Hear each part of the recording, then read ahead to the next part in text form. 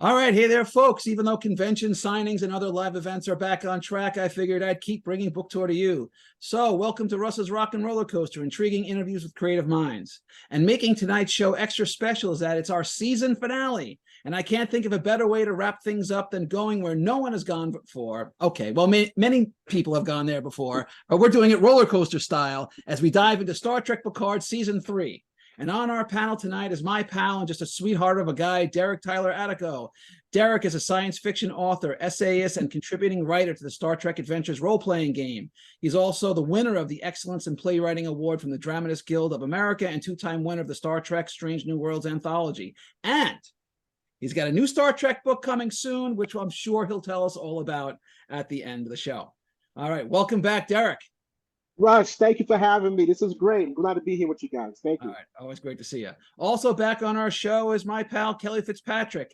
Kelly is a sci-fi author, editor, and game writer. Kelly won the 2016 Star Trek Strange New Worlds contest, has written for the Star Trek Adventures tabletop role-playing game, and has had fiction and essays published in various books while also writing for the NASA Hubble Space Telescope outreach team. Welcome back, Kelly. Hi, it's great to be back, Russ. All right, good to see you.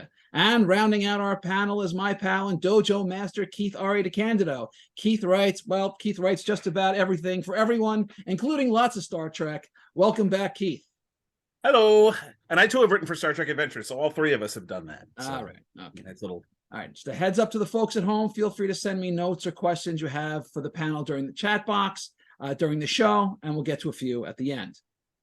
So, Picard. It's been quite a ride that actually started more than 35 years ago, back on Next Generation, at this point with hundreds of episodes of TV, several movies, and novels. But before we dive into the final season of Picard, what is it about this particular character that has engendered so much fan loyalty? Like, in short, why have we followed this character for as long and as far as we have? I'll start with Derek. Oh, wow, Russ, that's a great question. I don't know if I've ever thought about it exactly in that way. I think one of the things that endears Picard to all of us is his sense of morality, his principles, his integrity. And we've seen those time and time again in Next Gen. And I think that, at least for me, that was what first endeared me to the character when we watched him fight for Data's rights in Measure of a Man, you know, and there were times when we actually saw him learn things, even though he wasn't like too fond of kids in Next Gen episodes, but how he started to warm up to Wesley. I think what happened was that fans started to say, you know what, we'll give this guy he doesn't like kids, but we'll give this guy a pass, and we'll he's fighting for what's right. He is the moral center. I think he was in many ways the moral center on that ship, and obviously, as being the captain, what he did was he let us know that the ideals of Star Trek that we've seen in TOS hadn't been lost. That Roddenberry knew exactly what he was doing by giving that moral fiber, that moral spine to Picard. Yeah, agreed, definitely. In Measure of a Man, that was a moment where I said, you know what? All right. Yes. This guy, like, you know, he was seemingly stubborn up front, but he was willing to listen, and he was thoughtful and considerate, and he really like had to hear everything before he sort of know where he stood. All right, Kelly. Yeah. What about you? What's up? Where does all this Jean Luc Picard love come from? Yeah, in addition to the ethics that Derek brought up, I would say his presence and particularly his sense of calm and dignity. I really see Picard as sort of the calm in the storm. Like, he just brings this sort of I don't know, like a sense that there are ways of figuring things out that do not require going out with guns blazing. And there's just so many episodes that encapsulate this. I did a review of Ensigns of Command at one point, and he has to negotiate with the Shellyak, and they're just being absolutely impassable. And it would be easy for someone to just get frustrated and say, you know what, screw this, we're just gonna blast them and get rid of them. And he's like, no, we're going to sort through this. We're going to find the diplomatic solution that does it the right way, that does it by the book, that saves the lives, and that takes care of everything that needs to be taken care of. All right. Keith, anything to add? He, I think, was the perfect mix of good writing and great acting. He was written as a very complex character, you know, everything that Derek and Kelly just said. He was a diplomat, he was an archaeologist, he was always looking for the compassionate solution like every good Star Trek character does. But he also, you know, went through some stuff and he learned things and he grew and changed. And there was a lot to him, and also that presence that Kelly mentioned, which Patrick Stewart was just amazing in the role. Yes. A big part of it is how well he has played the part. To the point, I mean, one of the things that back when I was writing Star Trek fiction fairly regularly in the 2000s, one of the things that the editors at Simon & Schuster told me was that almost invariably, if either Spock or Picard was on the cover of the book, it would sell better. Wow.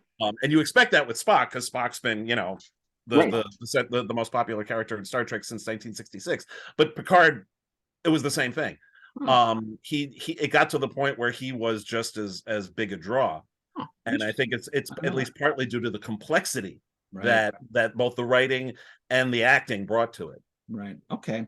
Can I ask a quick question? Sure, of course. Don't you guys think that with the new show, the Picard we see 30 odd years later, he is not a broken man, but he's a man that has been in some ways disheartened, and he doesn't have that same gleam in his eye. And I think that says a lot about what Patrick Stewart brought to the new version or this new facet of Picard. What do you guys think about that? One of the things I absolutely love, especially about the first season of Picard, and to a lesser extent in seasons 2 and 3, but especially in the first, was that we got to see something we don't see very often, which is a hero after their prime.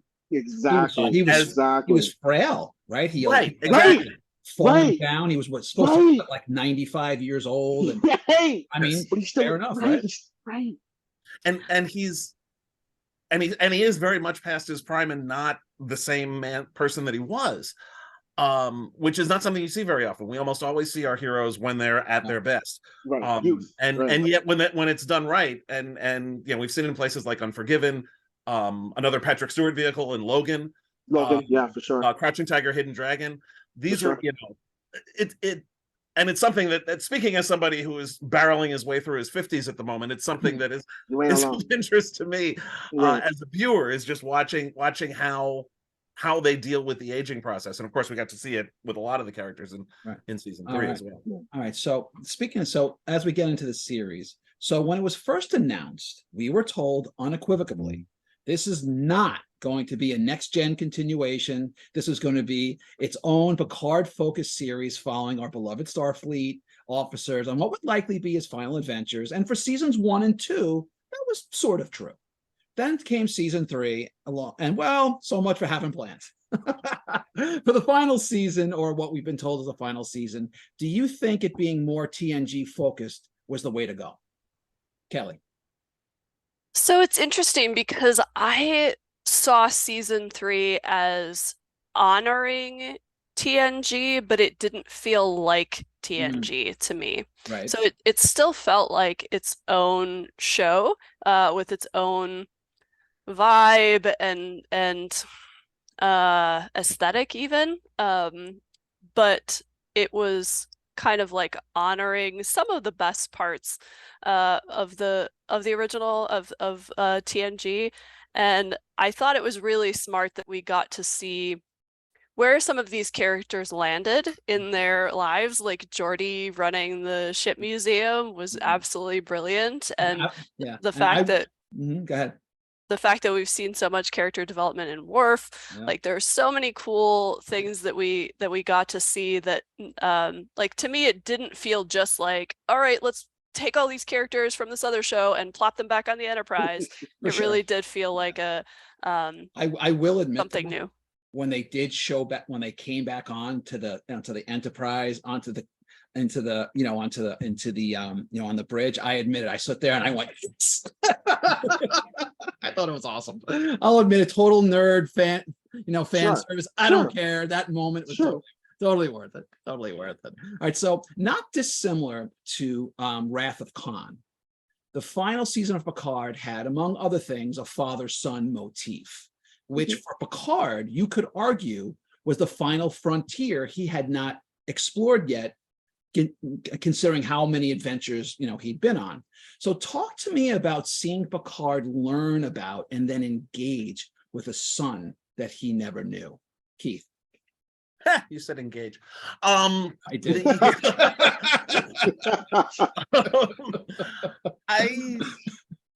I thought it was an interesting approach to take, because like you said, it was one thing he hadn't dealt with. I wasn't thrilled with the way it was set up. The notion that there would be an unplanned pregnancy in the 24th century just cut off the air supply to my disbelief. I didn't buy that, and I didn't buy the reasons why Crusher kept him away from him. I agree with that. It felt a little thin. That wasn't just thin. It was nonsensical. He was supposedly, she wanted to keep him safe from his life, except his life involved, having multiple warrants out on him and living, outside the Federation dangerously, while for most of his lifetime, Picard was sitting on his ass in Labarge making wine. And and nobody really cared about him enough to even try to assassinate him or do anything else. So that didn't make any sense to me at all. Having said that, some of the best moments in the season were him and Jack getting to know each other, and in particular in the finale, when he has to basically plug himself into the Borg and talk him out of staying with the collective. Sure. That was some of the best stuff, because of course, it being Star Trek Picard, every single season had to have at least one big inspiring speech where he convinced somebody to do something. And that was it in season 3. It helped immensely that you had an actor as charismatic as Ed Speleers for him to play off of also. Right.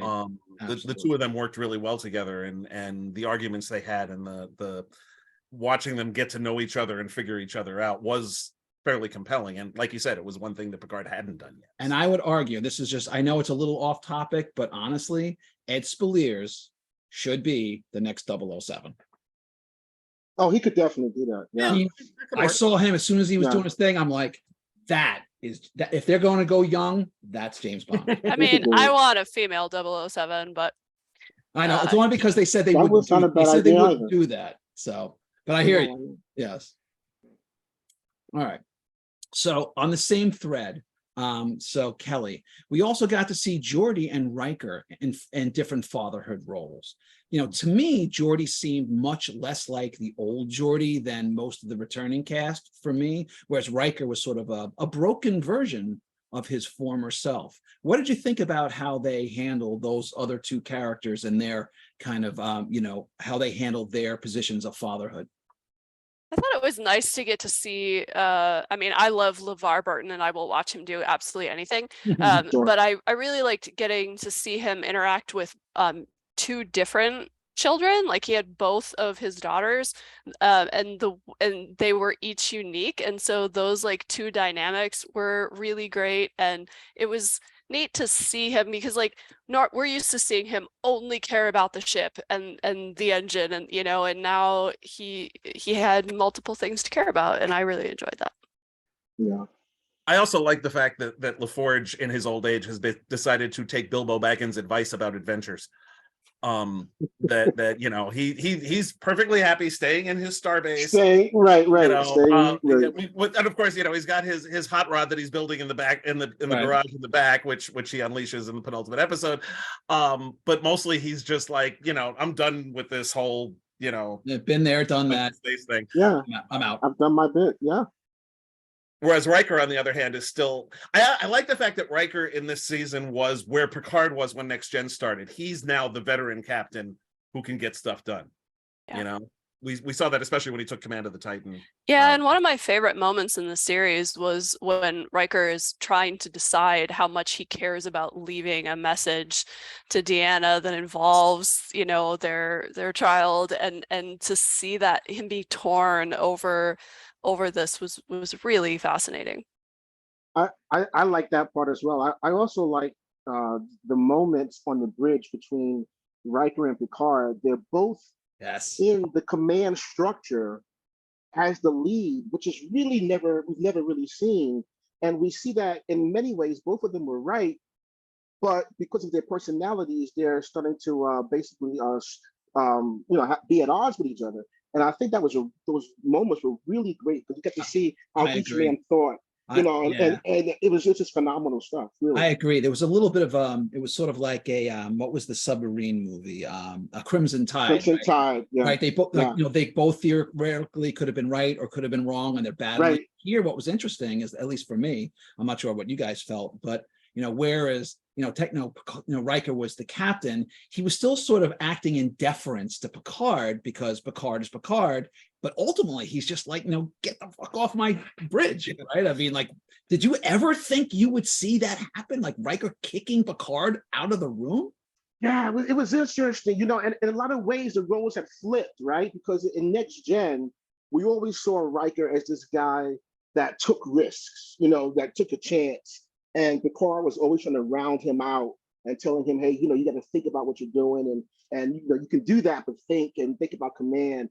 And here, the roles were flipped where Riker was like, I'm trying to get these people home, man. We can't go against the strike. I'm trying to get these people home. And Picard is like, we got to attack. And I thought that was so interesting to see how the roles have flipped and their perspective in this situation. It was really cool. And also, I also like the fact.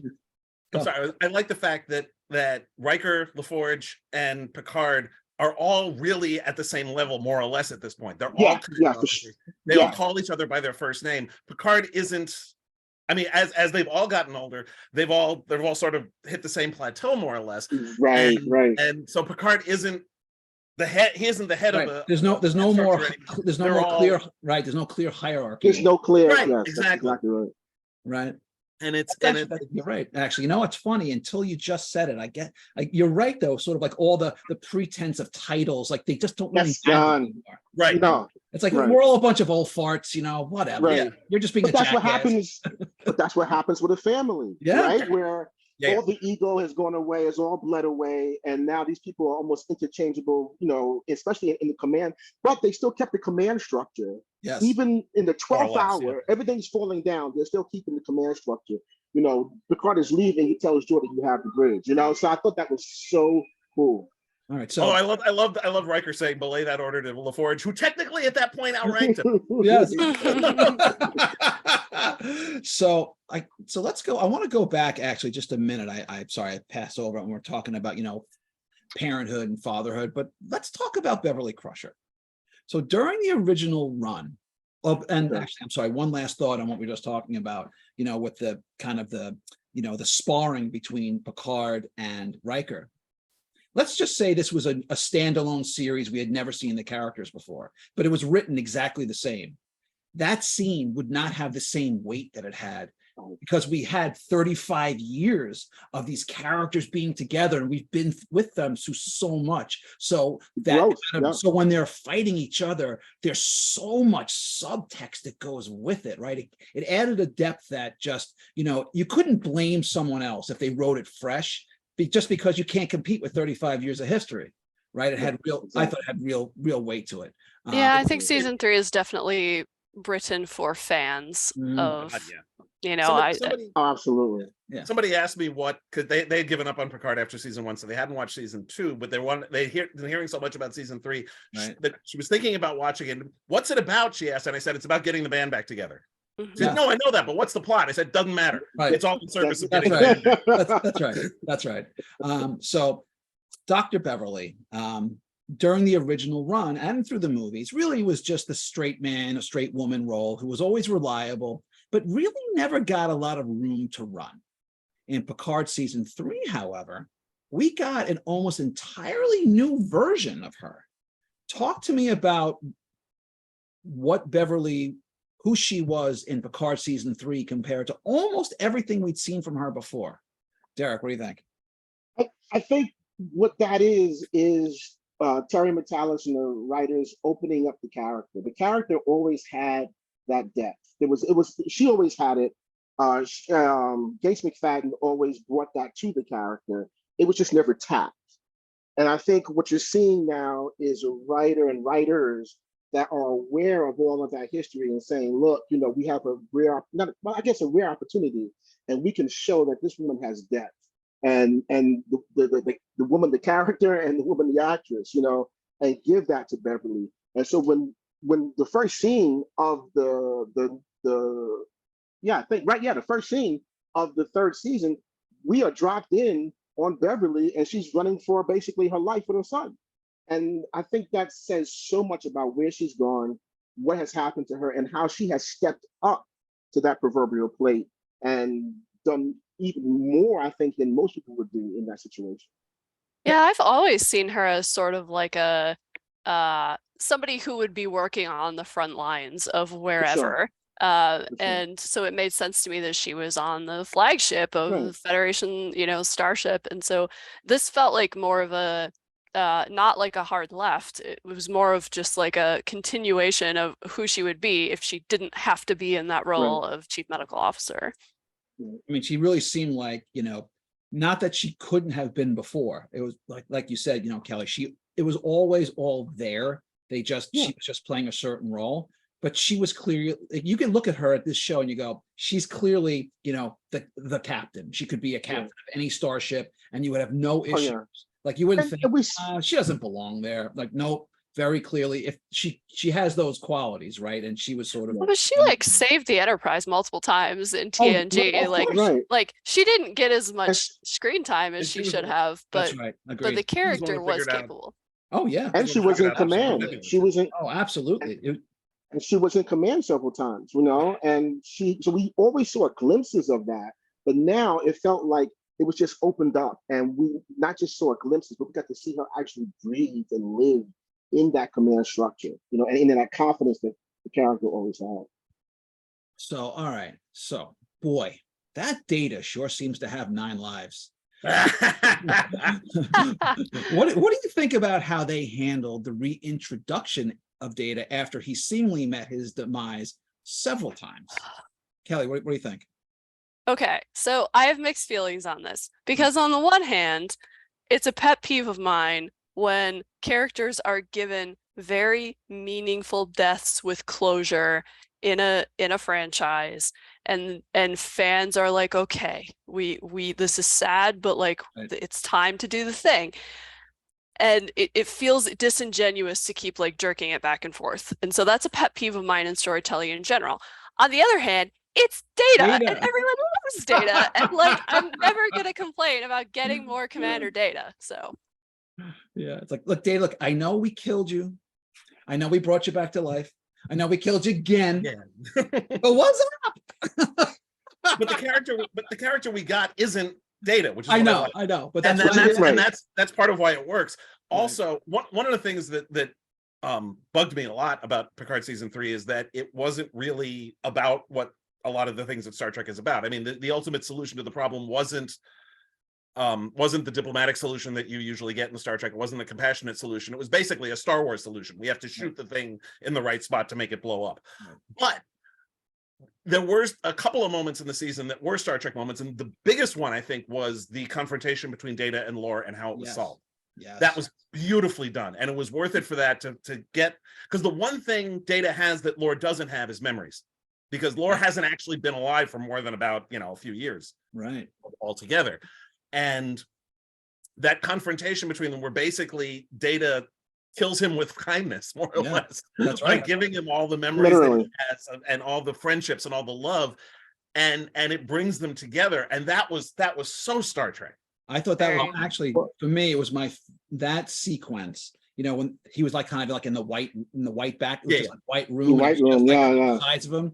To me, that was my favorite sequence of the whole season. It was just something that, you know, it was really, to me, that was like the purest, you know, got me in the feels like this is what Star Trek is really about, right? It's about, you know, challenging your humanity, what's there, what's not there, you know, who do we fight, what's worth fighting for, what's not. You talked about integrity earlier with Picard, and that's something that Data always had, integrity, and he was just struggled so hard to figure out how do I be more of this, whereas lore was just, how do I get more for myself?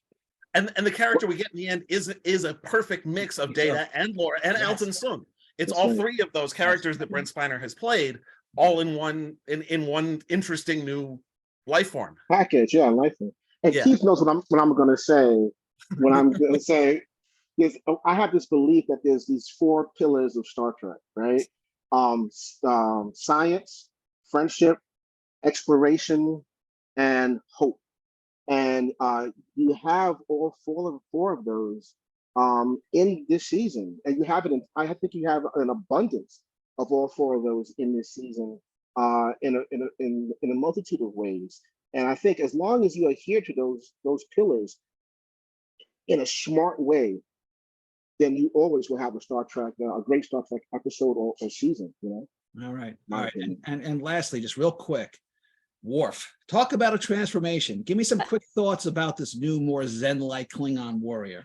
Oh my gosh, such great comedy. Like I just love his scenes, especially scenes with Riker. So funny. 5 stars. I also loved the mentor-student relationship that he and Raffi developed. Yeah. That was some of the best stuff in the season. I mean, first of all, the way he introduced himself. My favorite moment in the whole season was that whole lengthy introduction where he includes not just Moog, but also Martok and also the Rozhenkos. I love that. That he includes his entire family. When Worf would you like some tea? When Worf is telling you to stand down and not fight, like, this is not the Worf that I know. Like, I don't know this guy. But it's speaking as a martial artist, this is very much a martial artist journey. Absolutely. It's just it's not the Worf that we know. Right, but that's what I like about it. It's somebody who understands the spirit of a warrior, but also when to not fight. You know, don't you think, Keith? I'm sorry, I was gonna say, don't you think, Keith, that he finally found balance? Yeah. That he found, you know, he still will go in and do what needs to be done when it needs doing. Right. But he also, you know, he knows when to put the sword down. Right. Which badass that he has 2 introductions. Exactly. and just seeing the journey of him from the guy who wanted to blow a hole in the view screen because Q appeared in it when we first met him to this who kneels and meditates. Right. And you can see the journey he went on, not just on Next Gen, but in his 4 years on Deep Space Nine. Yes. Right. You know, watching that progression, you know, and there's and plus, you know, there's all sorts of untold stories there. I mean, we know he spent a few years as a diplomat. We know he apparently lost the Enterprise E somehow. The fact that he is the informant that Raffi was talking to was like my favorite reveal. That was very cool. Told you, do not engage. Do not engage. Told you. Yeah. And all that stuff with you know, the Ferengi and the Vulcan gangster and all that stuff. That was some of my favorite. It's actually great. Actually, I actually like to go back and just watch those coded messages again that Raffi reads, but knowing it's Worf's voice and hearing Worf's voice when you read them, and it takes on a whole different thing, right? Yes. All right. Just a quick interlude for folks who came in a little late. If you have any questions or comments for the panel, put them in the chat box, and we'll get to a few at the end. Okay, so let's dive into the plot a little bit, which we really haven't talked about at all. So it turns out there was a plot. What plot? Plot, schmot, whatever. Yeah. What is that, Velvet? Okay, turns out there was quite the connection back to some old enemies and introducing some new ones. So what did we think about the Shrike and Captain Vatic? What do we got? Yeah, yes, we not like. Well, Amanda Plummer is always good, but she's always good. Yeah. Yeah, I think it was a well acted. She did a great job acting it. I was not compelled by this villain. I don't know if they relied a little too much on like mustache twirling versus knowing, I don't know, like you really need to know something about a villain to be compelled by them, and we don't find out a lot of that until the end, and then there's not a lot of time to do anything with it. One of my biggest problems with the season is that we find out that once we get Vatic's backstory, to me, the next plot point in a Star Trek story should be them addressing that and dealing with it and fixing that, not blowing her out the window. Yeah. Right. You know, that it Kelly's right. Yes. We should have found out who she Much was sooner. Well, We never especially got- since don't they find out that like the Federation were behind the reason she was traumatized? Section Oh yeah, it 31, was from the from the Dominion. And that's in keeping with what we knew Section 31 was doing during the Dominion Absolutely. anyway on DS9. That was Absolutely. fine. Yeah, I But, agree. I would have liked to have seen that reveal happen sooner, and then having them really sort of having to be held either accountable, or for them to really kind of go through why they did what they did. Right. Was it valid? Was it not valid? Was it Yeah. moral? Was it immoral? And at least because it's the exploration of the ideas that we want to know, less so than the outcome. But then What as soon as bothered me- the Borg showed up, the changelings were completely forgotten about and just dropped. Yeah, Right. And That's then, true, and then too. fixed off camera, you know. that's true too. What bothered me about the character is that she really doesn't have a complete arc, if you think about it, right? And her arc, like she apexes, right? But then there's nothing else, and you want to know, like, where's her internal struggle? What happened, after all that? And we never see that. And I think if they had done that, it probably would have humanized her a little bit better. Yeah, she wasn't Um, the big bad. She No. wasn't the big bad, and she was terrified of the big bad. Yeah. So I wanted to see that, and also what I didn't like, the one nitpick I had was the other, like the henchmen, in they are changelings, right? But they're like taking this form of this species that is not even speaking, and I'm like, well, what's that about? And I just didn't. I thought that for the changelings that I know from Deep Space Nine, each individual, whether it's the drop or the ocean, each one is a major threat, and they're not. I thought so regaled too. to henchmen, Like, if you're Yeah. gonna have changelings in an enclosed space, you got to figure Yeah. they have a significant upper hand here. Yeah. yeah. Like significant here. Unless that was like an amalgamation of changelings or something, which I really never really got. So It was not clear at all. Yeah, it wasn't clear. Yeah. All right, so I did like the little shout out to Odo there, and it kind I of did too. Oh, the for sure. point that we I did. couldn't Sure. get, I did that too. it was I, after Renee passed, I unfortunately. Right. loved Odo so much. Yeah, I think Yeah, everyone loves his character. Yeah. He was great. All right, so let's talk about, what did you think about? So that was sort of Vatic. What did you think about the reconnection, bringing the Borg Queen back? Was that a yay? Was it a nay? Was it an eh? What did you think? Well, I thought that I thought, I was like, well, I didn't think it was going to be the Borg. I was like, well, we've seen that, we've done that. So Over and over again. and Yeah. over, right. So what's the other big bad? The only other big bad I thought of that status was probably going to be like Picards. That's what I thought it was going to be. But I guess keeping it to the Borg keeps it to TNG, a TNG antagonist, TNG villain, right? So okay, so that's great. And I actually liked what it said about how the Queen and how she was emaciated and and withering away and all that. I'm presuming that's the same Queen from Endgame with Janeway. And what I would have loved to have seen was like the alternate timeline, Admiral Janeway's like carcass. That would have been cool on that Borg cube to kind of thread all that together, like while Riker and Warf are going through the ship, to see like a carcass of a Starfleet uniform, and then they could have said that was the Janeway that infected this Queen. If that makes any sense. That would have been cool. And one of the biggest problems I had with bringing the Borg Queen back is it was the same mustache twirling Borg Queen that we got in Voyager. Right. And the Voyager did a lot to make the Borg less interesting. Plus, we already did the Borg in each of the previous two seasons, Yeah. and there was no connection to that whatsoever. And That was weird. I liked what things like the artifact in season 1 and the new, more compassionate Borg Queen that Jurati melded with in season 2.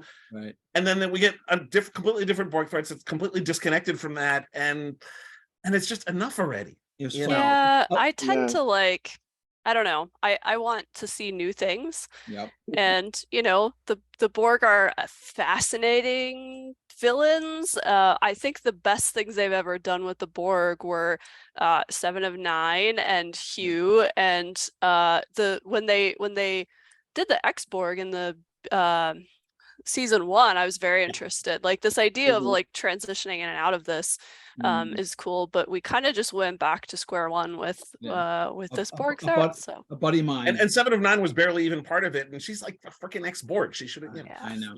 A buddy of mine I was talking to, we were watching the show, and when Jack was having the visions, right? He goes, oh, that's got to be the Borg, right? I was like, yep. Okay. And also, there wasn't a need for a big bad. Star Trek at its best doesn't have a big bad. yeah, That's right. You know, That's true too. That's true. they also are not like at its best. It's not universe-ending stakes.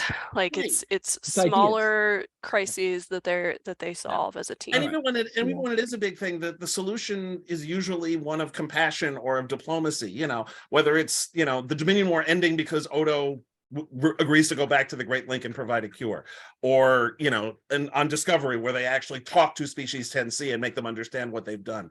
Exactly. That's it's not hey, look, let's aim the phasers at this one spot on the Borg cube so it blows up. Right. That's a Star Wars. I do want to give we didn't talk about it at all. I want to give a quick shout out to. I did think it was very cool the way they brought back Rollercoaster. I thought that was I did like that was good. The scenes between her and Picard were a masterclass of just so much tension. There's so much luggage there, and so much or baggage rather, luggage, whatever. But there's so much history there, and so much hurt and betrayal on both sides. Yes. Yeah. And they both played it so magnificently, and it was beautifully written, directed, acted, all of it. Those scenes were just phenomenal, and they kept that a complete secret. Yes, that was very. That was because we knew the Big Seven were all coming back. Having Michelle Forbes just wander down the hallway, I'm like, whoa! Oh, yeah. It's really hard to keep that kind of secret in this day. And also, maybe a little bit of an unsung hero too was Captain Shaw, right? He comes in, and he's supposedly raining on the parade, telling Picard and Riker, no, stand down. This ain't your ship. We're not doing this. And guess what? He was totally right. Yeah, I actually liked him. He was the voice. I mean, he was the voice of reason, in the room. He was a bit he was a bit prickly about it, but he was so right. I mean, you just can't. To some extent, you just can't come in and just take over my ship and start breaking rules because you feel like it.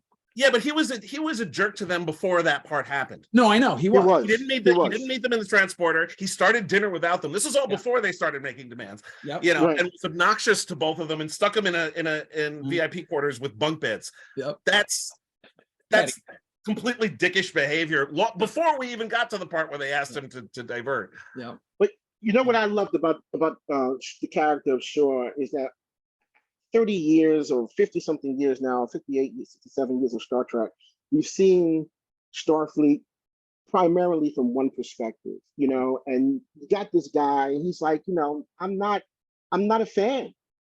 And I'm just not. I'm not a fan. I read about all the exploits you guys are doing, and it doesn't faze me at all. I have no hero worship. I'm not a fan. And for me, that brought some realism to the Star Trek universe, because not everyone is going to be, oh, Jean Luc Picard, oh, you guys, look at what you did. There are people in the real world that just don't give a, and he did not bow. Represented that. Right. He didn't bow at the altar. Right. Right. I would have liked it. I mean, Stashwick was amazing. Todd Stashwick did a magnificent job. And a lot of why the character worked is because of how well he played him. Yep. Right. I think it would have been more effective if he actually treated them not with hero worship, but just with basic respect. And then hit them with, oh no, we're not doing that, which I think would have been more effective if he'd started out being not hero worshipy, but just respectful to the rank, if nothing else. Right. And then when they make the demand saying, oh yeah, no, we're not going there. Screw that. Don't you think he was just so bitter and changed from Warf 359 that the person he was before 359, the person he is now or was then and we saw him, it's two different guys. Yeah. And he now said, right? He said, look, I'm an engineer. I'm a tech nerd at heart, right? He's a dipshit from Chicago. Yeah. And you got the Yeah. guy sitting across from you that is responsible for changing your life. Yes. Yeah, I know, mean, it really does make sense that Oh, yeah. he has it particularly out for for yeah. Picard and is going to be prickly towards him in particular. I don't like that character's end. I didn't think that was a Yeah, I didn't. Yeah, another one of my pet peeves is like introducing really cool characters and then killing them off. I know. I also had a real better. problem. I had a real problem with him dead naming 7 of 9. Oh yeah, that was unnecessary. Yeah, that was just and to keep doing it, yeah. that's Uncalled for. I mean, That was a level of uncalled for. disrespect. It was uncalled for. Yes. completely. All right. Yeah. So if this really turns out to be the last time we get to spend time with these characters, was it a worthy send off? I'd say I'm so. good with Certainly, it. it was a more Yeah. worthy send off than Nemesis was. Oh God. We don't speak of that on this show.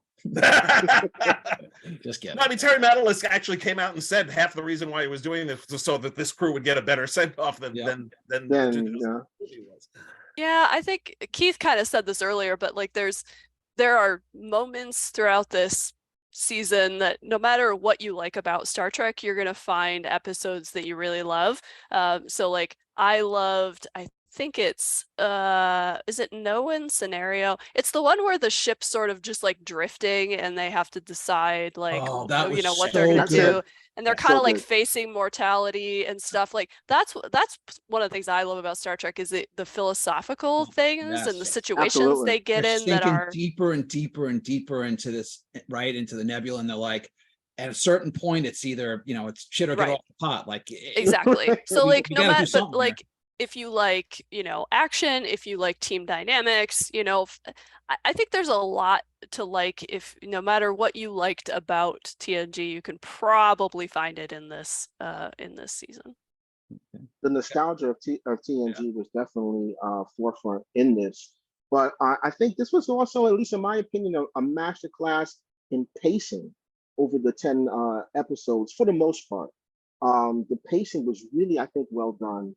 And some of the suspense of, I don't know, but I didn't realize that it was the Borg until maybe the 8th or 9th episode.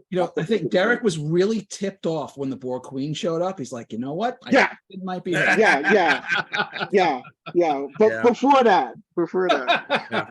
Okay. And I like the fact that it wasn't Kelly mentioned this earlier, but I think it bears repeating is that they weren't just the same people, just older. That's right. They'd all been through some stuff. Right. Some of it was stuff we already knew about, like we already knew what Riker and Troy went through with their kids from the first season of Picard. Obviously Warf has gone through some stuff. Crusher was disappeared for 20 years. And we see and Data was mostly dead most of that time, but and LaForge getting older and becoming more sedentary. Just the fact that they were all to some extent the same people, but also different and older and had gone through changes in their lives. Absolutely. Yeah. All right. That was great, but now it's time for a special segment on the show where we spin the wheel. On the wheel are 7 possible categories, which I created especially for this panel. Oh dear Wherever God. it lands is what you get, and the categories are reporting for duty, Trektastic voyage, Borgcation, Transporter Blues, All in the Family, Zen Warf, and Kick 'em in the Junk Picard style. All right, Kelly, you're up first. You ready? Yep. All right, round and round. Who knows? Where does the Enterprise land? I couldn't tell you. And you got Trektastic Voyage, which is, all right, even with all these new Star Trek, even with all the new Star Trek these days, there's always room for more. If you had the power to greenlight any Star Trek show, what would it be? I want a 7 of 9 helmed Fenris Rangers series. Yes. Yes, I am so up for that. All day, all night. Yes, 1,000 times. Yes. Good call. All right, Keith, you ready? Sure. All right, what do we got? All right, Ken, you got Keith, we got Zen Warf, which is okay. This new Zen style Warf has decided he is now better suited to be the ship's counselor. What's one element of the old Warf that he would include during his therapy sessions? There would probably be the therapy sessions wouldn't just be talking. There would be there would involve sparring in some way or other. Okay. You know, Therapy working out sessions your aggression in the you know, holodeck. from the With or mat. without the bat left. With the battle. Not necessarily with the battle. There might just be more straight up, you know, punch Okay. sparring. Yeah. All right, fair enough. Well, tell me how you feel. Like, I'll tell you how I feel. All right, Derek, you're up. Okay. All right, and for you, what do we got? And we got, oh, no duplicates. So you got Borcation. All right. Okay. What madness is this? Even the mighty Borg need to take a break from assimilating worlds every now and then and take a vacation. What kind of trip do they take? Oh my God. Well, they just turn everything off and then they turn it back on again. Like, oh my God, I feel so great. Whoa, that was the That feels best. Why like tech support better, always tells you to right? do that.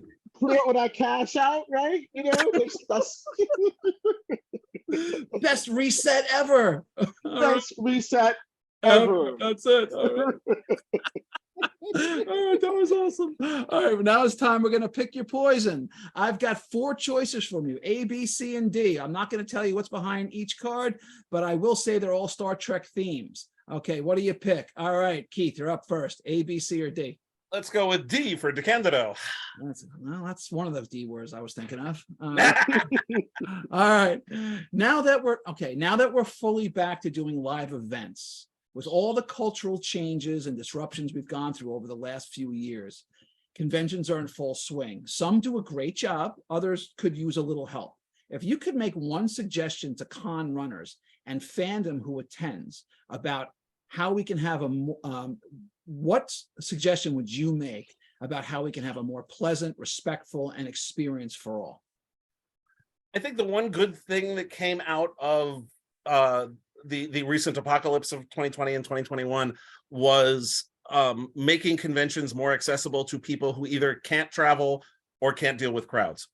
Things like what we're doing here, where people can participate in the types of convention activities without having to deal with hotels or with airplanes or with trains or cars or if you just can't handle large groups of people. So I think integrating some of what we did during lockdown would be better for everyone, especially for people who are either disabled or unable to deal with convention life in some way or other. So virtual components to live shows. Yes, exactly. Okay, fair enough. There was already some of that beforehand, Yeah. you know, especially with like Leonard, one of Leonard Nimoy's last appearance at Shirley was virtual. He did it over Skype because he couldn't travel. Right.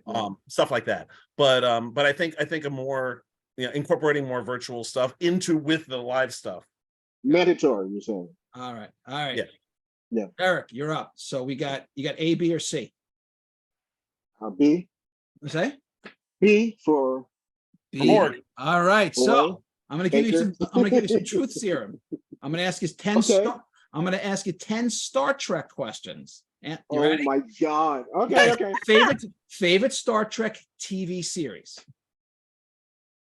It's gotta be Deep Space Nine. It's gotta be, yeah. Okay. Favorite captain.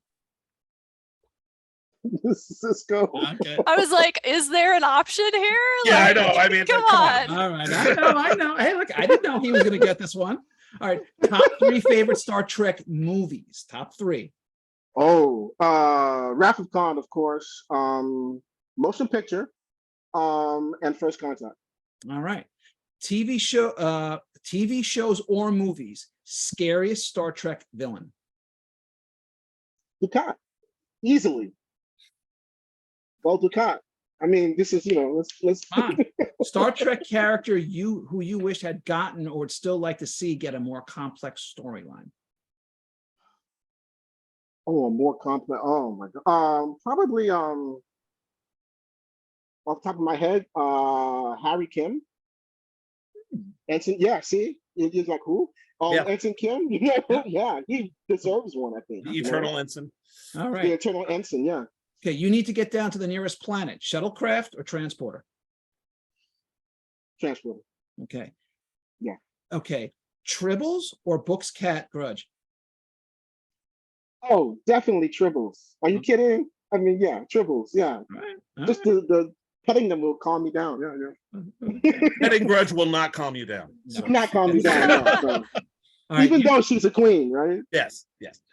okay, you can get assigned to one of two stations, the bridge, lower decks. Which one do you pick? The bridge. I'm not. Yeah, bridge for sure. Okay, would you be willing to take the Kobayashi Maru test? And if so, how do you think you'd do?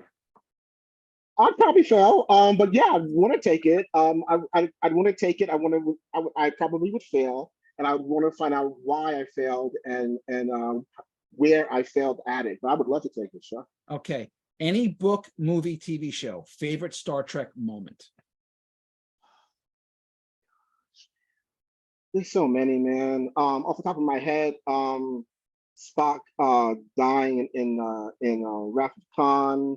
There's one that a lot of people don't talk about, and When No Man Has Gone Before, the second pilot, with Gary Mitchell, and just when he says to Kirk, you better be good to me, and his voice echoes, and you could tell this is about to go off the rails. And I really love that episode. And I think that episode deserves to be a film, in my opinion. All right, Kelly, you're up. So you've got A or C? Let's go with C. All right, first contact.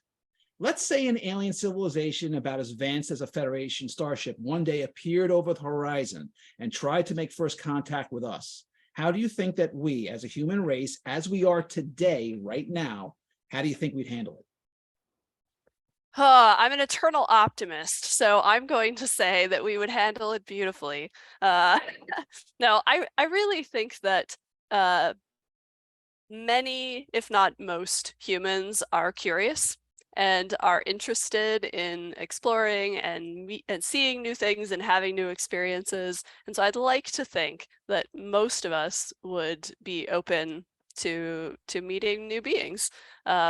I feel like I maybe have a little less faith in world leaders collectively, but All right, I think we would freak the fuck out, but I'm sorry. that's fair. I like your version. I really do. I just don't know that we would do it, but okay. I would love us to find some kind of common ground in sure. like art or Yeah. math or science or something like that. For sure. All right. Okay, that was great. We've got a few minutes, so we're going to take a few questions. Let's see what we have in the chat box here. Let's see. All right, so Jack Crusher, how did you feel about him as a character, as Picard's son, Beverly's son, a disturbed and lost soul, and eventually a Borg? I was a little annoyed at the way he kept talking about how he was alone all the time when he spent all this time with his mom. It's like, does she not count? That irked me more than a little. But Okay. Anyone else?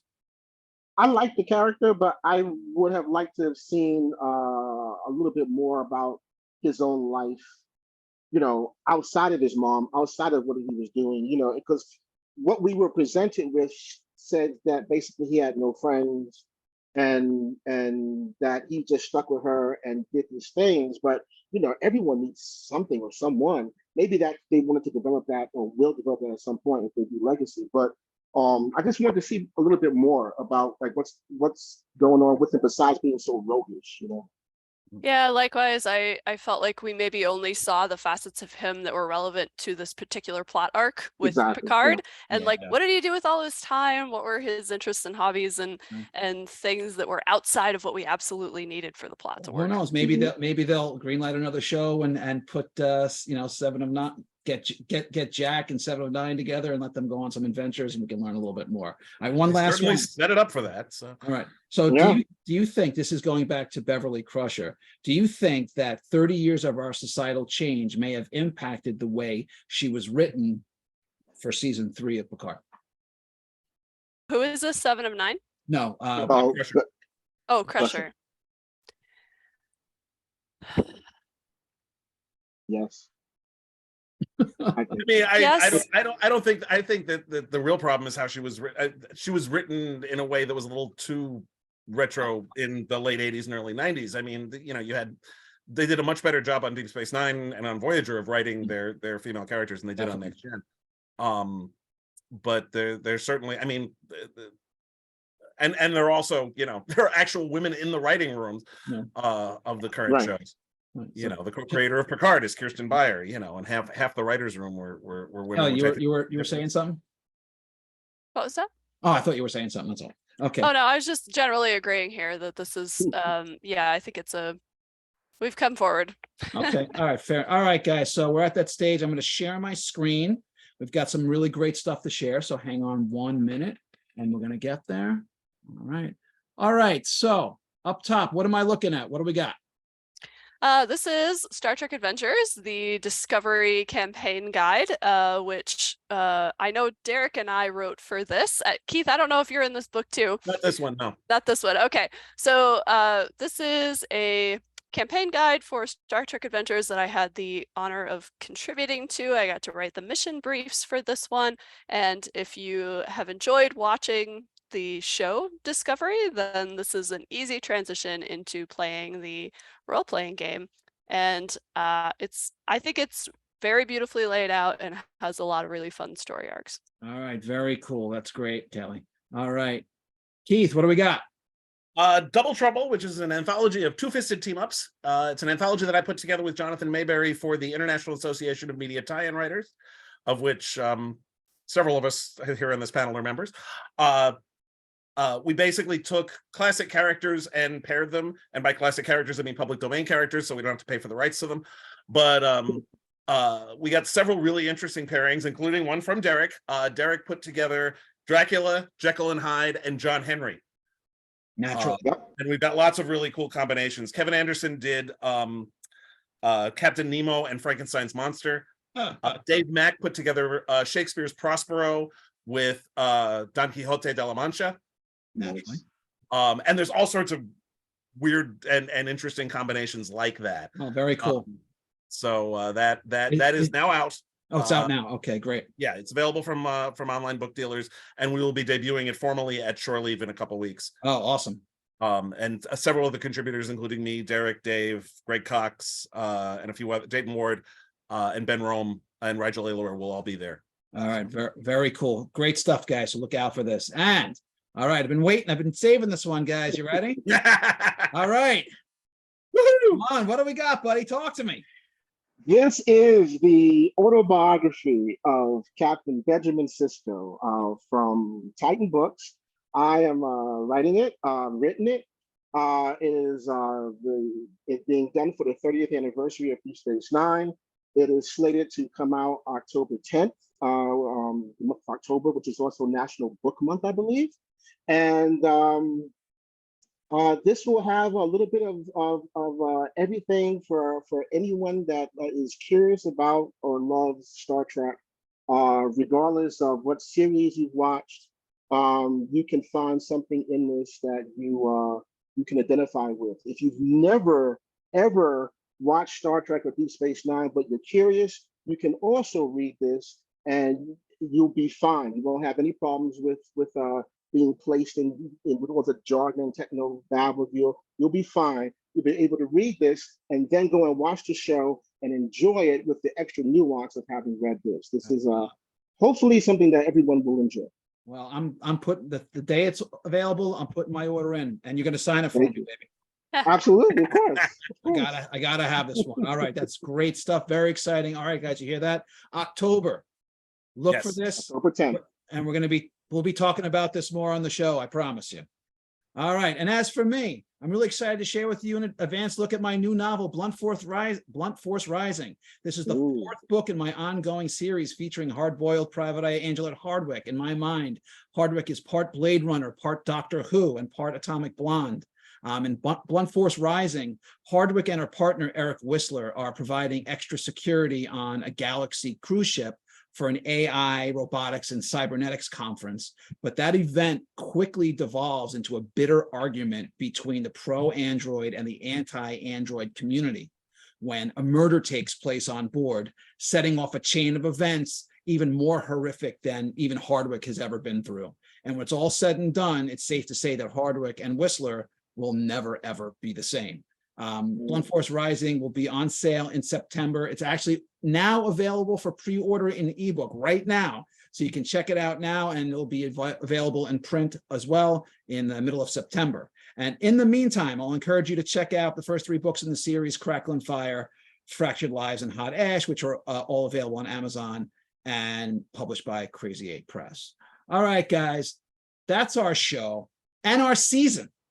I want to thank Derek and Kelly and Keith for talking Picard tonight, and I want to thank everyone who's watching at home. I'm your host, Russ Colchamiro. If you want to see me in person, I will be at Shore Leave in Huntsville, Maryland, where I'll be joined by everyone on this panel.